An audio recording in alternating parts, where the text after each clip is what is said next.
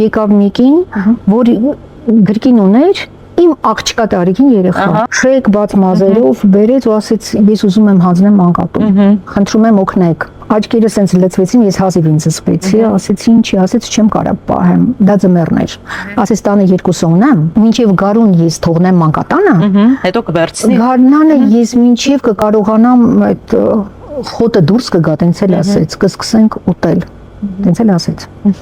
դա 97 թվական էր, շատ ծանր էր, ասի ես քեզ խնդրում եմ, դու մանկատուն չես կարա տաս, մանկատուն կտաս երեխային, դու չես կարա 2-3 ամսով թողնել, դու հանձնում ես մանկատուն, խնդրում եմ, արի օգնենք երեխային, բայց չի ոնց կլինի, մի խոսքով կարողացանք օգնել, այո, ուտելիքով, ամեն ինչով, չհանձնեց, իհարկե դեպքեր կան, որ ուղղակի հայտնվել են մանկատանը ու վերջ, գիտեք դրա համար ես չեմ ուզում մեղադրել, չեմ ուզում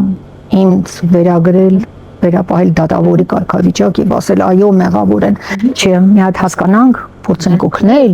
ու եթե տեսնենք այո, կան նաեւ այդպես ցավոք սրտի, կան նաեւ մայրեր, որոնք ուղղակի հանձնում են ու վերջ երեխան ունի մի փոքր խնդրեմ հանձնում է, չի ուզում խնդրով, առողջական խնդրով երեխա պահել, չի ուզում